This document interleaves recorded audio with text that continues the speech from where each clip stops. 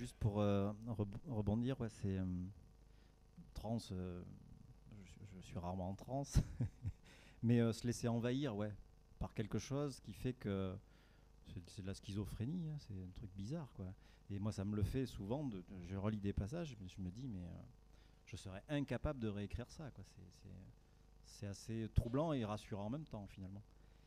Euh, donc c'est un truc bizarre, l'écriture. Alors pourquoi Parce que euh, je, je- euh, d'abord, ça me fait du bien. Ça me fait du bien. Euh, enfin, ça me fait du bien, pas forcément. Ça me fait du bien physiquement. C'est une espèce de dépense, cette énergie comme ça, de se coltiner à des personnages. Euh, Encore une fois, de se laisser envahir. C'est-à-dire, on devient le. Enfin, moi, je fonctionne comme ça. Je deviens le personnage. C'est parfois compliqué pour mon entourage parce que je suis absent au monde, quoi. C'est très particulier. Mais ouais, pourquoi Je suppose que si j'étais bien un type bien sous tout rapport, j'écrirais pas, hein. Max, tu peux répondre à cette question aussi. Oui, c'était quoi la question déjà? Pourquoi tu fais ce métier en fait? Ah oui, c'est vrai. Ouais. On peut passer à une autre question. Euh, Moi, je dirais que, enfin, je sais pas, on se pose tous régulièrement la question de temps en temps, et puis quand on a mal à la tête, on arrête de se la poser, quoi, et on continue, ce que tu as dit, quoi, finalement. C'est-à-dire parce que, moi, j'ai l'impression que si j'aime autant dessiner et autant lire, c'est par imitation. Et donc, au début, on ne sait pas pourquoi on imite. Peut-être, oui, le moteur, c'est peut-être le fait de, de vouloir très naïvement, évidemment, mais on ne peut pas faire autrement, quand on a 5 6 ans et qu'on voit on tourne les pages d'un livre, il y a une illustration qui vous emballe, qui vous plaît terriblement, vous savez même pas. Non, on ne peut pas savoir pourquoi ça nous plaît. Simplement, c'est le registre de l'émotion là qui prend tout de suite qui donne le premier impact. C'est l'émotion, il n'y a rien à faire, on ne s'explique pas ça. Il n'y a pas d'intellectualisation, on ne sait pas mettre des mots là-dessus. Donc c'est vraiment des sensations fortes qui font qu'on a envie de faire pareil, quoi. Donc de se l'approprier, enfin je ne sais pas, je suis un psychanalyste, un psychiatre l'expliquerait certainement, peut-être. En tout cas, l'artiste, lui, le ressent comme une nécessité, au début en tout cas, de faire comme l'autre. C'est comme ça que j'ai le ressenti en tout cas, quoi. Je veux faire comme lui, mais pas comme l'autre à côté, pas comme celui-là, comme celui-là. C'est comme ça que je veux faire, sans explication. Certainement, si, il y en a peut-être une, c'est parce qu'on veut reproduire soi-même l'émotion que l'autre vous a procurée, quoi. Parce qu'elle est tellement forte. Non, c'est un peu, c'est un shoot, quoi, on va dire, hein. Bon, voilà. Et vous pensez au public un peu quand même quand vous écrivez ou quand vous dessinez? Pas une seconde. Moi, pas une seconde. Par, Par contre, ouais, moi quand j'avais 10-12 ans, j'ai lu Les Enfants du Capitaine Grant et je me suis dit, je veux faire ça. Je veux raconter des histoires comme ça. Quand je serai grand, je... Et puis en fait, on trouve, je parlais du chemin tout à l'heure, et on rencontre en fait des auteurs qui vous permettent ça. C'est-à-dire des gens qui ont une écriture, encore une fois, singulière, des trucs qu'on n'a jamais lus, où on se dit, c'est possible. Vous lisez, enfin moi je suis un fou de Cormac McCarthy. Quand j'ai lu Cormac McCarthy, je n'avais jamais rien lu d'autre, de similaire, quoi. Ce type-là, et parce que l'académisme, tout ça, moi ça m'emmerde vite. Mais des gens la littérature, ça, par certains côtés, ça doit être bancal, mais divinement bancal. McCarthy, c'est divinement bancal. Faulkner, c'est divinement bancal. Ça ne peut pas tenir droit, mais ça tient divinement bien de biais. Voilà. Et, et non, je pense pas au public du tout. Alors c'est très égoïste à écrire. Et oui. Oui, et là, je suis à la fois d'accord avec toi et à la fois pas du tout sur le point où tu dis l'académisme. Bon, je comprends que ça nuit certains, hein, et que le bancal, c'est ce que tu préfères finalement. Je comprends ça. Mais je ne suis pas d'accord d'un point de vue d'une sorte d'échelle de valeur, comme si l'académisme était forcément inférieur à l'œuvre bancale. Moi, je pense que c'est quand même des courants qui ont pignon sur rue à certaines époques, et puis plus à d'autres, et puis ça revient. Bon, c'est toute l'histoire de l'art qui est faite de ça, quoi. Donc pour moi, même dans l'académisme, c'est-à-dire je suis friand de tout à partir du moment, la seule chose, le seul élément qui me paraît incontournable, c'est la qualité de la logique d'une œuvre, d'un travail. Il faut que la logique soit imparable, dans le bancal comme dans l'académisme. C'est-à-dire, il y a du mauvais académique et il y a de l'académisme génial. Voilà. Et le bancal peut devenir académique à un moment donné, et on se réfère à ça. Mais ça devient... par exemple, pour moi, Manchette, c'est pas bancal. Il y a une espèce il y a un côté marmoréen, quoi. C'est imperturbable. C'est vraiment du béton de littérature, pour moi. Voilà. Et c'est ça qui t'a donné envie d'adapter en bande dessinée ces romans? Entre autres, oui. Et l'autre, c'est quoi? Tu me dis que c'est entre autres. Dans le polar? Oui, qu'est-ce qui t'a donné envie d'adapter Manchette en bande dessinée? Son fils. Non, parce que je le dis là, vraiment sans malice, quoi, parce que finalement, je n'aurais jamais pensé adapter Manchette un jour. C'est un coup de fil de son fils qui a fait que j'ai réfléchi pendant 2 mois et puis qu'ensuite j'ai accepté, quoi. Sinon, s'il ne m'avait jamais appelé, j'aurais jamais adapté Manchette. Ça, c'est vrai. C'est factuel. Voilà, c'est aussi bête que ça. Pourquoi il t'a appelé toi et pas un autre dessinateur Eh bien, écoute, je vais te filer son numéro de téléphone. Et puis tu vas lui demander. J'ai son numéro de téléphone, je lui demanderai. Non, mais c'est vrai que bon, avant, tu faisais quand même du fantastique, de l'humoristique. Tu as rarement touché le côté polar pur et dur. Enfin, j'essaie de revoir tout ce que tu as pu faire avant. Il n'y a jamais de moins d'incursion dans ce monde très particulier qui est le polar. Et ça t'a posé aucun problème pour toi, j'imagine, parce que bon, graphiquement, tu es ce qu'on appelle un maître, mais ça a dû quand même te questionner de changer de style ou pas? Oui, bien sûr, mais en fait, quand tu dis que ça ne me pose pas de problème, ça ne fait que me poser des problèmes, tout le temps, tout le temps. Mais le dessin, depuis le début, ça ne fait que me poser des problèmes, tout le temps. Donc, je ne peux pas dire ça. Je ne suis pas, comment dire, soit on va dire que je suis totalement à l'aise avec le dessin, parce que de toute façon, je suis né avec, pratiquement. Donc, de ce côté-là, je suis à l'aise. Mais plus j'avance dans le travail, et moins je suis vraiment à l'aise. Par contre, j'ai plus de plaisir. Et ça, c'est peut-être dû au fait que je commence à percevoir un petit peu mieux les ressorts qui font que j'aime faire ça, quoi. Voilà. Ça, je le perçois mieux. De là viendrait le plaisir que j'ai de plus en plus. La première phase, qui a duré assez longtemps, pendant une 20aine d'années, c'était pas un vrai plaisir, c'était une fougue. C'est pas pareil.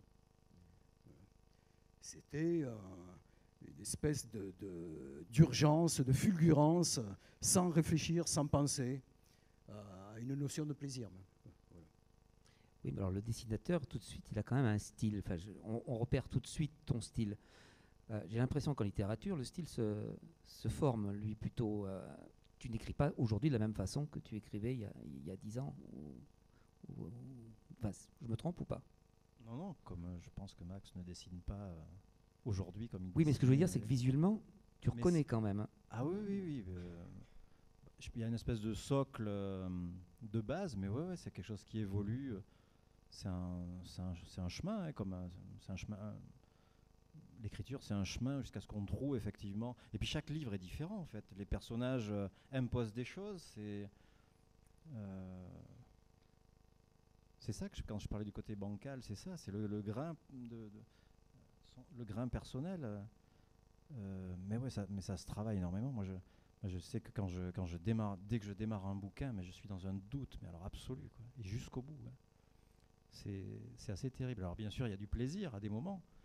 Et je pense que c'est exactement ça. Au début, on balance tout, quoi. C'est la fougue, etc. Et à un moment donné, on prend un peu plus de recul sur son travail. On est plus en se reculant un petit peu, on voit aussi les trucs qui vont pas, là où on est moins bon, etc. Et du coup, parfois il y a des scènes où un peu embêtant. Enfin, moi, ça m'embête de. Je sais que je devais devoir faire un dialogue, par exemple, qui va m'embêter, mais je suis obligé de le faire. Ça peut m'arriver. Mais je sais plus ce que je disais du coup. Mais le plaisir, le plaisir, en fait, on sait où on va trouver du plaisir. C'est assez. Je sais dans quel type de scène, d'introspection, de dialogue, je vais prendre du plaisir. Ouais. Quand vous avez du doute, vous avez quelqu'un en face de vous qui vous aide, soit de votre entourage ou l'éditeur, qui peut vous aider dans ces cas comme ça? Ben, quand on est dedans, personne ne peut nous rassurer. Hein, et puis, enfin, moi, j'ai du mal à faire lire mon travail avant que ce soit quand même avancé, avant que je sois un minimum content de ce que j'ai fait. Donc, je reste très longtemps dans le doute. Non, mais j'y reste jusqu'au bout, quoi, en fait, et même après. Ouais, ouais. Et toi, Max, comme disaient des proches, la seule certitude que j'ai, c'est celle d'être dans le doute. Et toi, Max? J'ai pas compris la dernière partie de ta phrase. Comme disaient des proches. La seule certitude que j'ai, c'est celle d'être dans le doute. Ah oui. Pareil, doute aussi, Max? Eh ben, c'est des. Comment dire. Dans le courant d'une même journée de travail, le matin, on se lève. Soit on regarde son travail de la veille et on se dit c'est de la merde, je recommence tout. Soit on se dit ah merde, finalement c'est pas mal. On continue et puis au bout de 10 minutes, on se dit non, finalement, non, comment j'ai pu penser que c'était pas mal, ça vaut rien, ça vaut que dalle. Donc, personnellement, en tout cas, c'est comme ça que se déroule une journée. C'est-à-dire que le matin, je suis le meilleur dessinateur du monde et le soir, je vais me coucher en me disant je suis une grosse merde, il faut que j'arrête ce métier.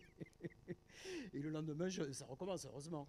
Mais enfin, bon, c'est à peu près ça, quoi. Voilà. Alors, je passe par des états. Vraiment, c'est des cycles ultra rapides et vraiment un peu dérangeants parfois pour le mental, quoi, on va dire. Moi, c'est le matin suivant que je me rends compte que j'étais vraiment pas bon la veille, quoi. Parce que je lis pas, voilà, j'écris souvent le matin, et puis le lendemain je relis, et je dis oh là là là là, t'étais pas en forme, mon gars. Hein. Et ouais, il faut remettre le truc. Ouais. Ou des fois on est content. Ouais, on dit pas c'est vachement bien et tout, mais je me dis des fois c'est ça. Voilà, c'est exactement ça que je voulais dire. Et en BD, les éditeurs te disent oui, ça c'est bien, non, ça va pas, il faut que tu refasses. Est-ce qu'il y a un dialogue avec l'éditeur? En général, dans les premières pages d'un album, c'est comme ça que ça se passe. On reçoit des mails très sympas, très gentils, parfois trop sympas, trop gentils. Et puis lorsqu'on demande une augmentation, il n'y a plus de mails. Il n'y a plus du tout de louange après. Non mais, grosso modo, c'est un peu vrai, c'est un peu ça. C'est-à-dire que, de toute façon, à part quelques rares personnes, je pense qu'il vaut mieux ne pas tenir compte des louanges, ni des critiques, finalement. Il y a des personnes dont les critiques vont vous blesser, parce que ce sont des personnes qui comptent. Je ne sais pas, je vais dire, lorsque j'ai sorti Colin Maillard, par exemple, qui a failli ne jamais voir le jour, hein, comme je l'expliquais tout à l'heure, j'ai quelques copains à qui je ne demandais rien, des gens qui sont très importants pour moi dans le contexte de la bande dessinée, des auteurs, de grands auteurs de bande dessinée, qui sont venus me trouver en me disant « Max, pourquoi tu as fait ça ?» Voilà.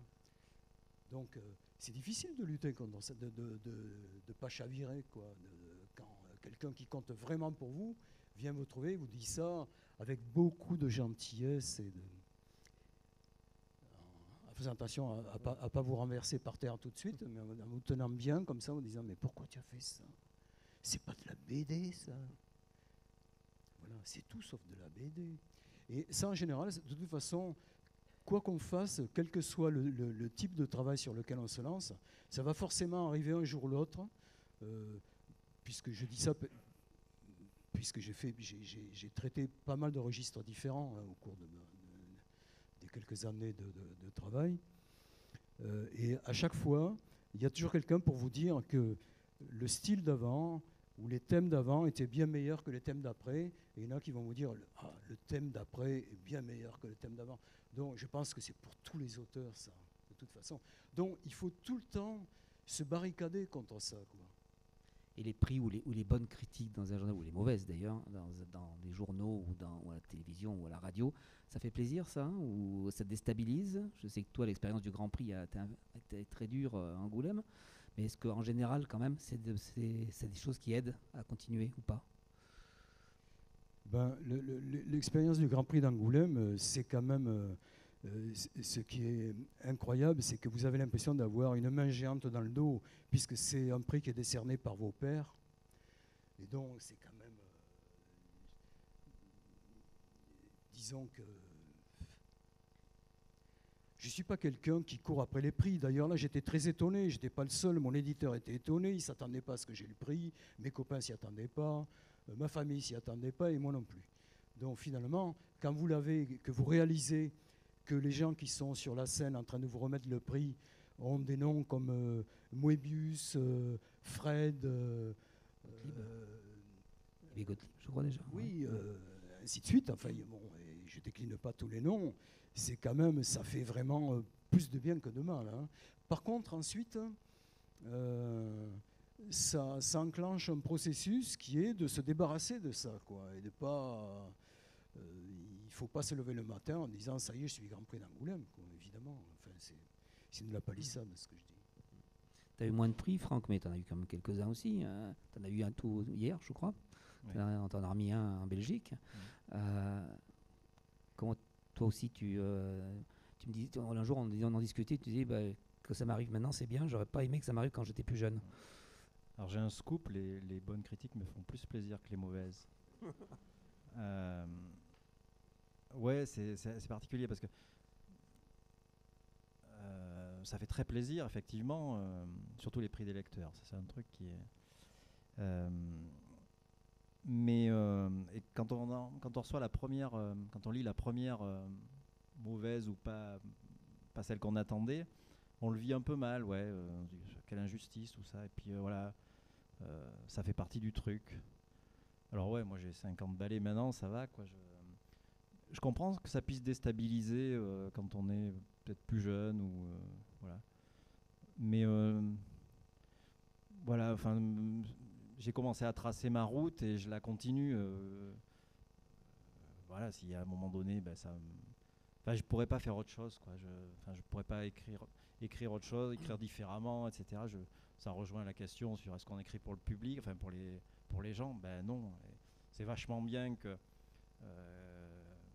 les gens viennent à vous, quoi, que ressentent, partagent les émotions qu'on a voulu mettre dans les livres, mais on le fait pas pour ça, on le fait parce que. Et les travaux de commande, vous en acceptez de temps en temps? C'est-à-dire qu'une commande particulière, c'est-à-dire une nouvelle à écrire avec des conditions bien particulières ou illustrer, je sais pas moi, la vie de Johnny Cash par exemple, en bande dessinée, ce que tu viens de faire il n'y a pas longtemps d'ailleurs.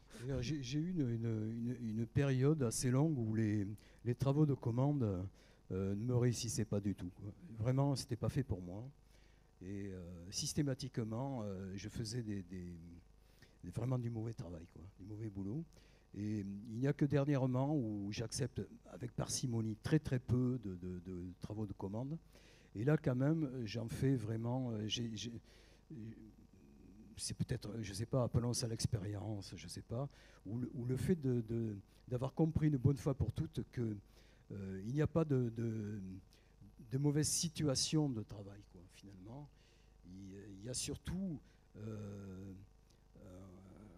une espèce de lutte à chaque fois où il faut tirer, quel que soit le profil du travail qu'on ait à faire, que ce soit une commande ou vraiment une impulsion personnelle, il faut arriver à ce même degré de plaisir. Voilà. Et je pense qu'on peut le faire, on peut y arriver. Franck, il y a commande et commande, effectivement. Moi, j'aime bien, j'en ai fait 2 l'an dernier, mais c'était pas très directif, quoi. C'était sur un thème. Moi, si on me file un paquet de planches, des madriers et des clous, mais pas de plan surtout, je vais faire une maison, ma maison à moi, quoi. Et puis le pote à côté, il va faire une autre maison, quoi. Ça me plaît bien. Et puis pour moi, c'est des laboratoires en fait. Je teste des choses dans la nouvelle. Et j'aime bien ça. Écrire Et écrire, on écrit 2-3 par an, et c'est un truc que j'aime bien écrire faire. des dossiers sur un auteur que tu aimes bien en bande dessinée, comme c'est arrivé par exemple pour les intégrales de Théodore Poussin de Franck Le Gall, puisque tu as fait les dossiers de présentation des 3 intégrales. D'abord, ça arrivait comment cette histoire, et est-ce que ça te fait plaisir de faire ce genre de travail? Ah ouais, ça c'est une histoire d'amitié avant tout. Ouais, j'ai beaucoup aimé faire ça. Ouais. Bon, moi, j'avais adoré sa série évidemment, et c'est comme ça qu'on s'est connus. Et puis voilà, on est devenus amis. Et puis voilà, il m'a demandé de faire ça, et j'ai eu un grand plaisir à travailler sur ce petit bonhomme. Ouais. Et ça, c'est pas de la fiction, c'est une autre façon de travailler. Oui, c'est aussi une autre façon de travailler. Mais enfin, Théodore Poussin, c'est quand même, c'est l'aventure, c'est tout ce que j'aime, quoi. C'est Dickens, Stevenson, etc. C'était tout ce que j'aimais, donc ça m'a pas coûté du tout. Oui, mais la forme, ce que je veux dire, c'est que la forme n'est plus une fiction. Oui, mais la forme, elle est littéraire. C'est-à-dire, je suis pas un journaliste, moi, je suis pas capable de faire. Donc, je l'ai fait à ma manière. Et puis, José-Louis Bocquet m'a dit banco, quoi. Fais-le comme tu as envie de le faire. Donc, c'est. Alors la grande différence entre Max et Franck, c'est que Max fait que ça toute la journée, c'est-à-dire qu'il dessine ou il invente des histoires la journée, alors que toi, tu as un autre travail à côté. C'est difficile de s'immerger, d'oublier complètement son travail de toute la journée et puis de se mettre à écrire. Ouais, c'est le sas qui est compliqué. Changer de casquette, ouais. C'est pas de casquette, quoi. C'est trouver un véhicule pour changer d'univers. Alors, dans le sens écriture-travail, ça fonctionne assez facilement. Non, l'inverse plutôt. Dans le sens, quand je quitte le travail pour passer à l'écriture, ça fonctionne assez facilement. Mais quitter l'écriture pour aller au travail, ça continue à mouliner. C'est beaucoup plus compliqué. Et ça devient très compliqué, ouais. Max, si un jour, parce qu'on va pas parler des grands problèmes des dessinateurs aujourd'hui qui sont mal payés, qui sont un peu exploités, si un jour on te dit il faut trouver un autre travail à côté pour continuer à vivre, est-ce que tu crois que tu en serais capable, c'est-à-dire de faire les deux en même temps? Je ferais comme lorsque j'avais 17-18 ans, je déchargerais des camions de légumes. Je vois pas ce que je pourrais faire d'autre. Non, je sais pas. Paysagiste peut-être, ça m'intéressait. Ouais. Alors sur ces propos optimistes, on va dire quand même, malgré le côté négatif, je vais vous laisser un peu la parole. Si vous avez envie de poser d'autres questions sur la façon de travailler ou d'inventer des histoires, des polars, pas de polar, puisqu'ils ne font pas vraiment du polar, même si l'un en adapte et l'autre en écrit quand même un petit peu, je vous laisse la parole. N'hésitez pas. Monsieur Madjaref. Parle fort.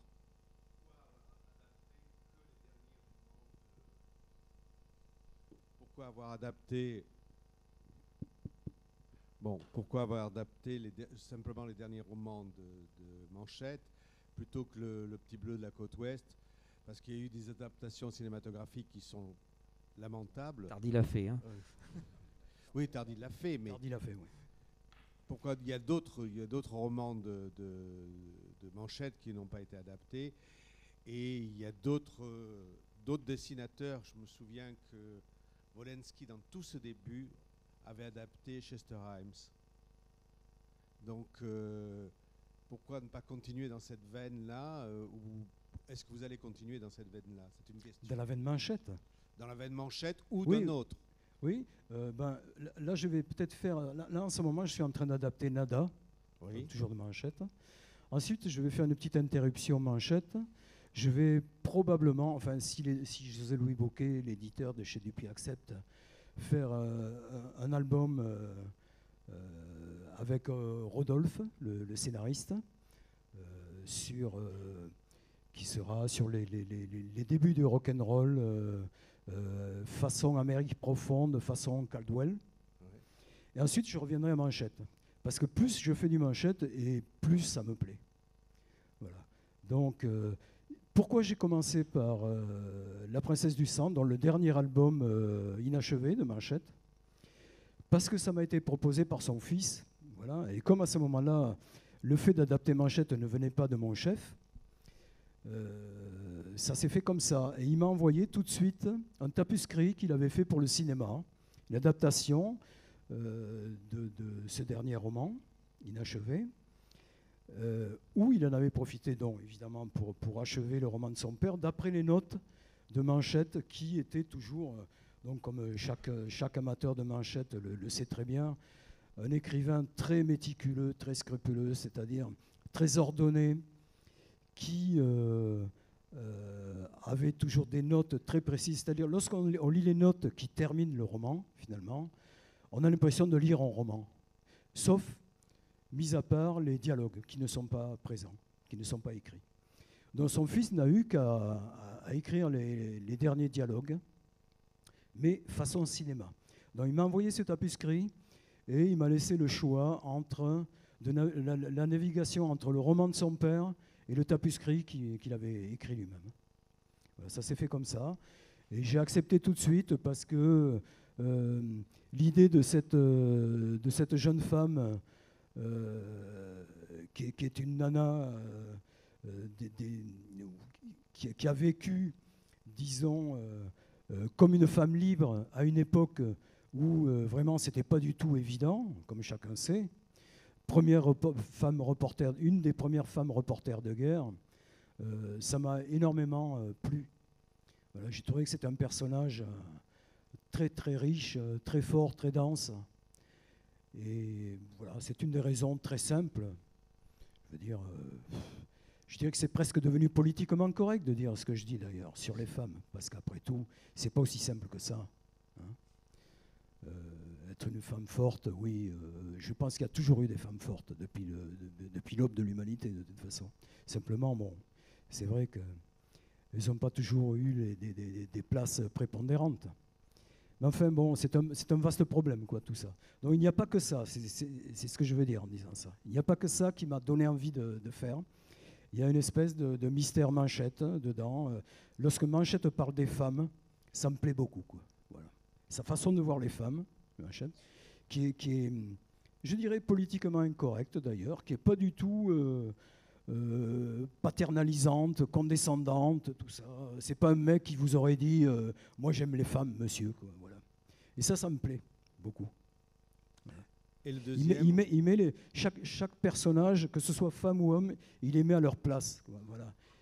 Il n'en fait pas il s'en sert pas, il les instrumentalise pas pour paraître un mec bien et bien pensant, quoi. Voilà. et le deuxième, Le deuxième, Fatal, on continue sur la veine des femmes de Manchette, où là, à mon avis, ça monte d'un cran encore. C'est-à-dire que là, ce qui est fascinant dans ce roman, c'est le fait d'avoir décrit une héroïne qui est vraiment... On a l'impression d'avoir, tout au long de la lecture de Fatal, vraiment un tison brûlant dans les mains dont on ne sait pas quoi faire pour s'en débarrasser, quoi. Voilà. C'est terrible, cette femme, c'est ça, finalement. Et on se dit qu'on a un monstre, on a un problème énorme dont il faut se débarrasser, et on ne peut jamais s'en débarrasser, à tel point qu'à la fin, on tombe amoureux de ce tison et de ce monstre. En tout cas, ça a été mon cas. Et d'ailleurs, j'ai compris très naïvement qu'au bout de la 10e lecture, pourquoi il l'avait prénommé Aimé. Oui, et alors? Parce qu'il était amoureux dès le départ de cette femme. Tout simplement. Aimé, participe passé, féminisé. D'accord. Alors, tu nous as dévoilé tes projets, mais Franck, tes projets à toi en littérature, c'est quoi? J'écris. Merci. Tu me facilites le travail, là, c'est bien. Projets éditoriaux, il y a Vagabond, qui est un petit roman là, qui ressort au mois de septembre, qui n'avait pas été distribué. Sinon, je suis sur l'écriture de ma 3e saison. J'ai fait l'hiver dans les Cévennes, j'ai fait l'automne sur le plateau. Là, je suis en train de travailler l'été. C'est une idée bizarre comme ça, mais Voilà, va se dans passer- un autre... Ça va se passer où? allez savoir. Pas ici. Voilà. Donc j'avance l'écriture. Là, Est-ce que vous avez encore une autre question avant qu'on se sépare? Oui, là-bas, tu peux. On va vous passer le micro, c'est plus simple.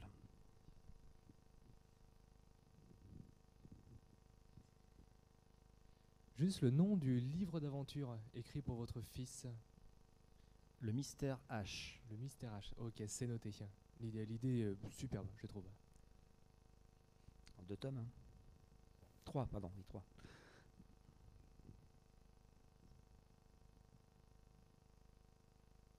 On en reste là. Oui. Ben, on vous remercie donc tous d'avoir écouté nos écrivains et dessinateurs invités. Merci encore, messieurs.